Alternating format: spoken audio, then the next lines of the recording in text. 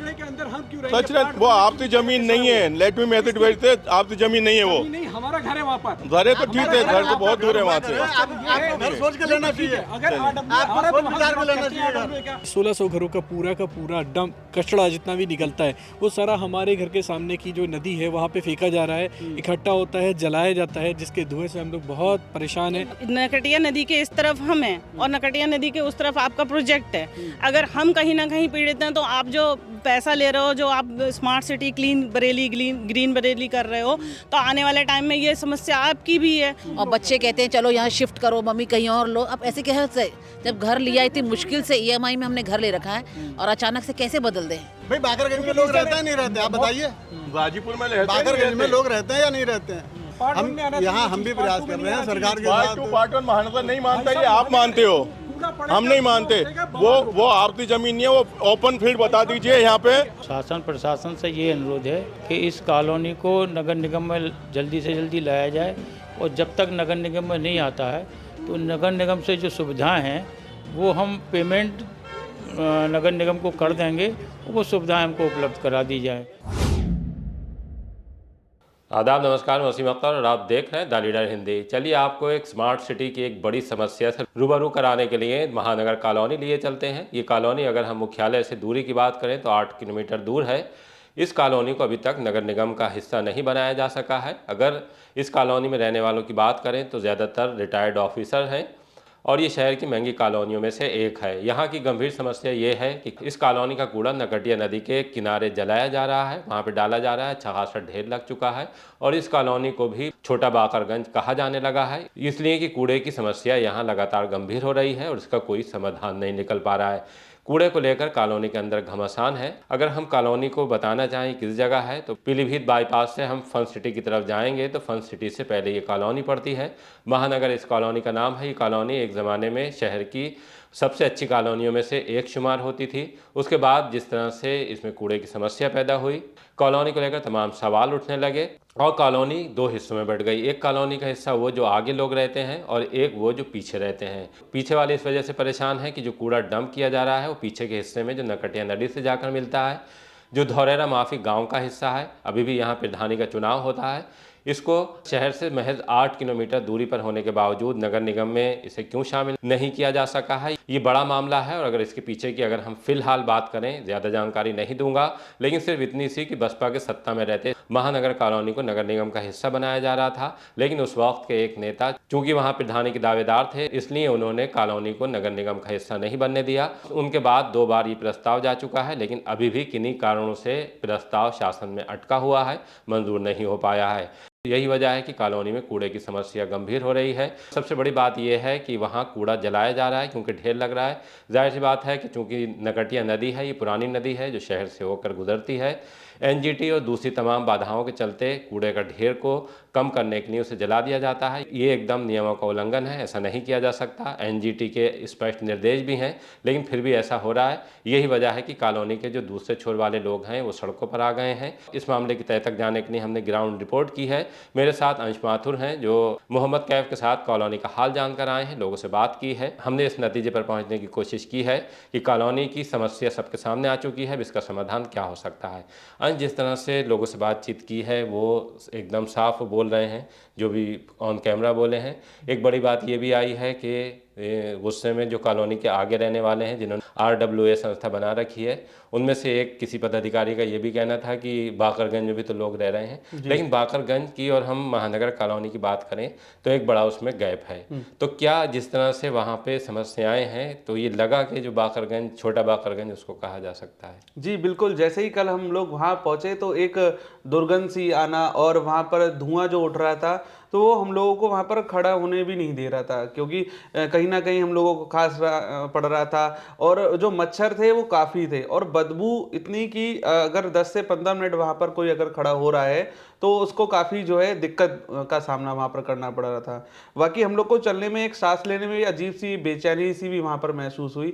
तो कहीं ना कहीं दिक्कत तो काफ़ी बड़ी है, और जैसे जैसे आने वाला समय और जब व्यतीत हो रहा है तो वो दिक्कत और बढ़ती चली जाएगी, क्योंकि कूड़े के लिए कोई प्रॉपर मैनेजमेंट वहाँ पर नहीं होना एक बड़ी समस्या है। और लगभग जिस तरीके से कल बताया गया RWA के द्वारा कि 1450 जो घर हैं वहाँ से वो जो है मेंटेनेंस दे रहे हैं, यानी कि मेंटेनेंस दे रहे हैं तो कूड़ा भी दे रहे होंगे। लगभग कितना पैसा इकट्ठा किया जा रहा है? लगभग बात करें तो 10 से 11 लाख रुपए महीना वहाँ पर इकट्ठा हो रहा है, और साल में फिर आप जोड़ ही सकते हैं कि लगभग 1 करोड़ 20 लाख के आसपास इसकी जो है रकम बन रही है। तो नगर निगम में कई बार यहाँ के जो लोग हैं वो पहुँचे कि नगर निगम किसी भी तरीके से इसको हैंडओवर करे और जो है पूरा काम करे इस पर, लेकिन जो है कोई समस्या वहाँ पर उसका समाधान होता हुआ नहीं दिख रहा है। मौजूदा स्थिति ये है कि जो पूरा कूड़ा कलेक्ट हो रहा है, कलेक्ट होने के बाद वहाँ पर पड़ जा रहा है। देखिए, सबकी अपनी अपनी मजबूरियां हैं। नगर निगम अपने नियमों से बंधा है, सीमा से बंधा है, लेकिन जो समस्या है उसका समाधान इस वजह से निकालना होगा कि ये बरेली शहर का ही एक हिस्सा है। भले ही उसको नगर निगम में शामिल नहीं किया जा सका हो, पॉलिटिकल ग्राउंड है उसके पीछे की, लेकिन अब चूंकि जिस तरह से बरेली को स्मार्ट सिटी घोषित किया गया है और नकटिया नदी जो बरेली का ही हिस्सा है उसको साफ रखने के लिए भी ज़रूरी है कि जो महानगर कॉलोनी की समस्या है उसका समाधान निकाला जाए।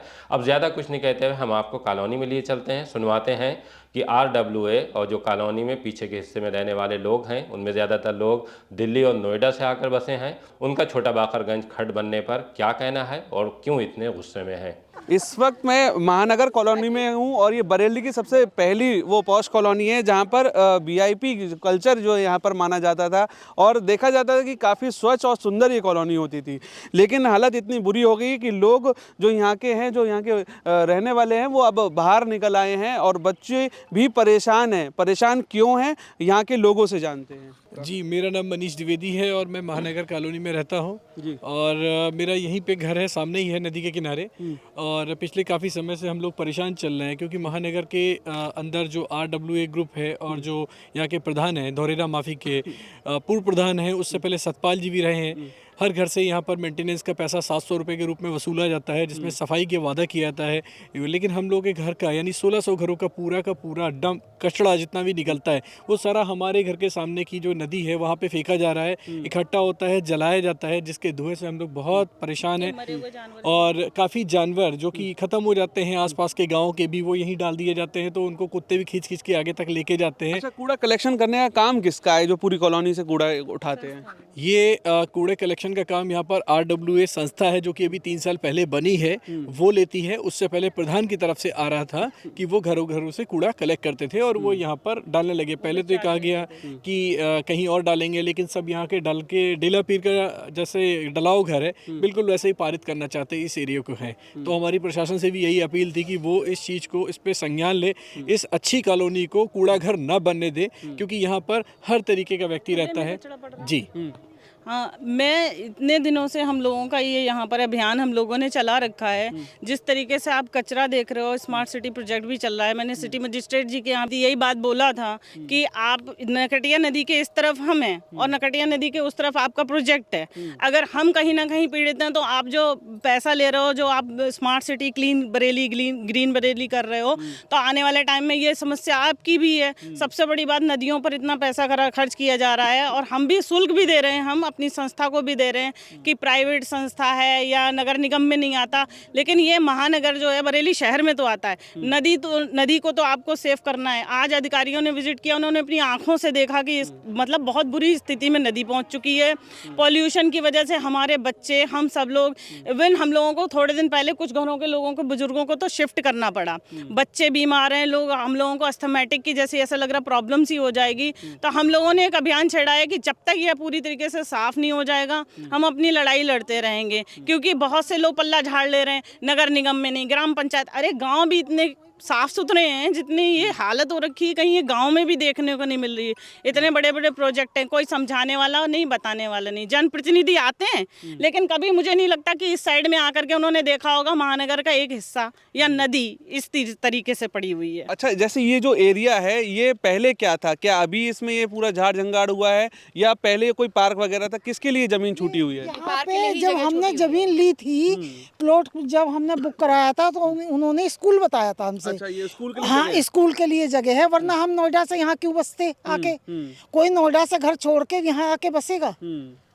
बताओ। आप नोएडा उस समय रहते थे? हाँ, नोएडा रहते थे हम। 13 में आए हम यहाँ। आधे मकान वही था, अब बनेगा तो हमने सोचे छोटे बच्चे हैं यहीं की यहीं पड़ जाएंगे। और मेरे हस्बैंड पुलिस में थे, कासना इंचार्ज थे, तो हमने कहा यहाँ बच्चों की पढ़ा, और नोएडा का आप जानते हो हाई फाई है, तो बच्चा छोटे से बड़ा बिगड़ेगा ही। उस वजह से हमने यहाँ आके लिया। वो भी मेरे भाई का था, तब हमने उनसे जोड़ा भाई मेरा मैका दिल्ली का है।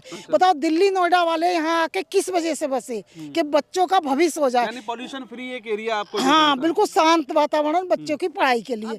यहाँ शांत क्या, यहाँ तो रिश्तेदार नहीं आ रहे हैं तो कह रहे हैं हम होटल में रुकेंगे। जब उन्हें होटल में व्यवस्था कर रहे हैं, क्या हम उनसे पैसे लेंगे? पेमेंट तो हमें देना पड़ रहा है। बताओ, चाहे दोस्त आ रहे हैं, चाहे रिश्तेदार, बेटे की शादी करी, सारे दोस्तों ने यहाँ ना करके होटल बुक कराया, तो हमें कितना अलॉट पड़ा बताओ। तो इसलिए पैसा लगाया था। इतना पैसा तो नहीं होता किसी के पास, और जब इतना ही पैसा होता। सरोज देवी। कब से रह रही हैं आप? लगभग सन 2013 से।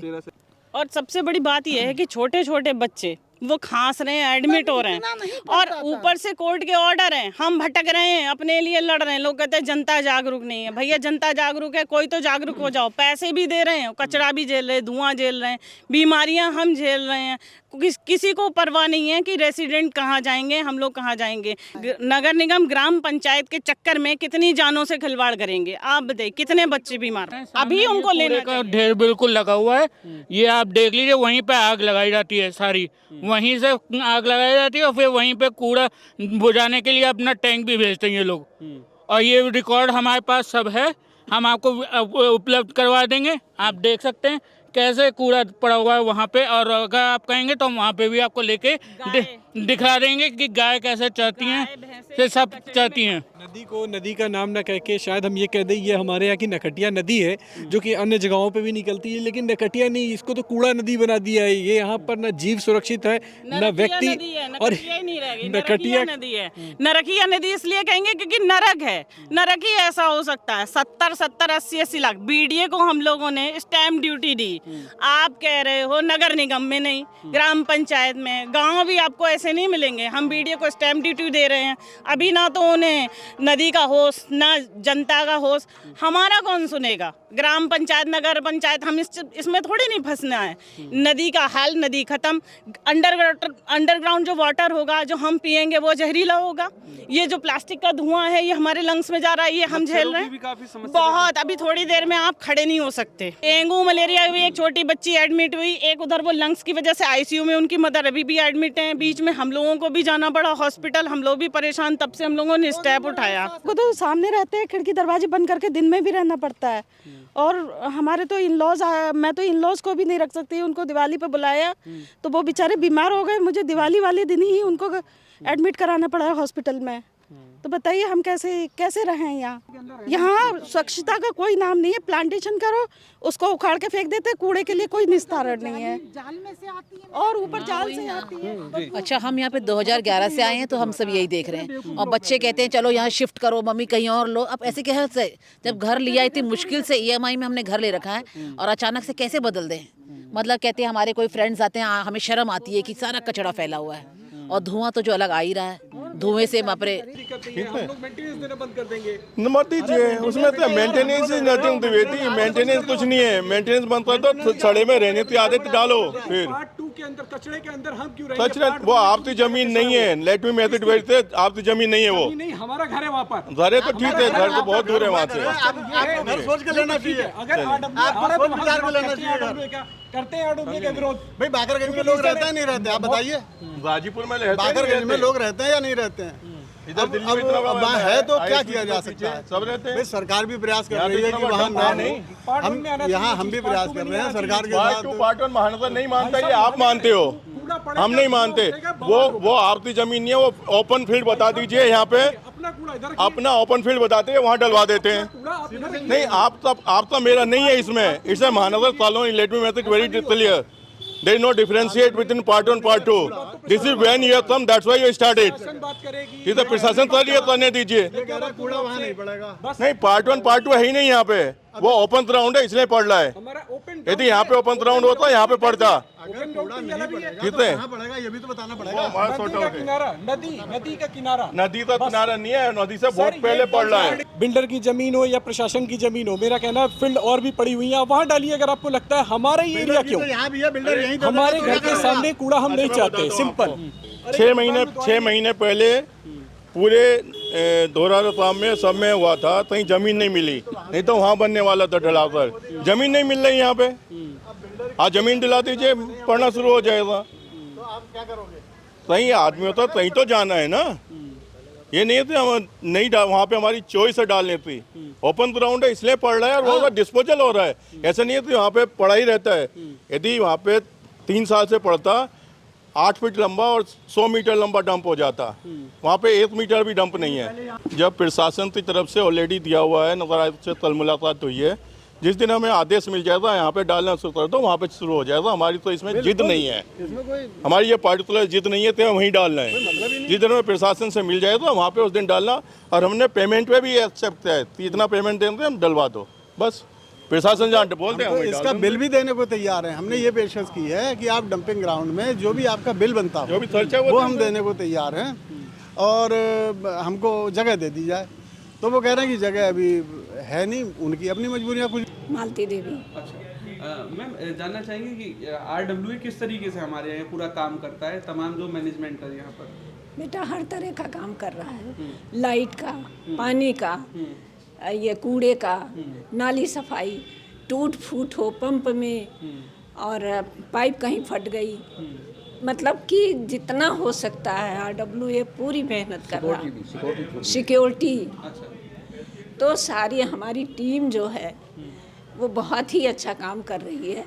केवल हमें एक दिक्कत कूड़े की है कि हम कूड़ा कहाँ डालें। अच्छा, उमंग पार्ट 2 वाले कहते हैं कि हम नदी के किनारे, मैं भी नहीं चाहती कि नदी किनारे कूड़ा डले, ठीक है, लेकिन फिर हमें कहीं जगह तो मिले कि हम कूड़ा डालें। कूड़ा इतना होता है, 2-3 ट्राली 4 ट्राली भर भर के कूड़ा, इतना आता है कूड़ा, तो फिर बताएं ना कि हम लोग कहाँ डालें। बस इसी की मतलब बहुत ज़्यादा हम लोग इसके लिए बड़ा परेशान।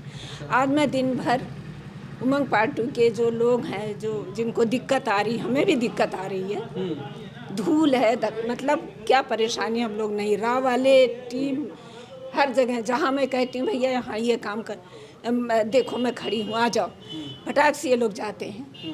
सारे कार्य मतलब ये जो हमारे कूड़े वाले भैया हैं, मेंटेन सारे लोग, मतलब मैं आपसे क्या बताऊं, इतनी मेहनत हो रही। 22 में ये संस्था खड़ी हुई, और संस्था इसीलिए खड़ी हुई कि जब ये संस्था बनी और कूड़ा उड़ा और पानी वानी का सब कुछ साधन बंद हो गया था, बिल्कुल हर घर में कूड़े का ढेर, पूरी कॉलोनी कूड़े के ढेर में थी, मतलब पूरी अव्यवस्था फैल चुकी, अव्यवस्था फैली थी।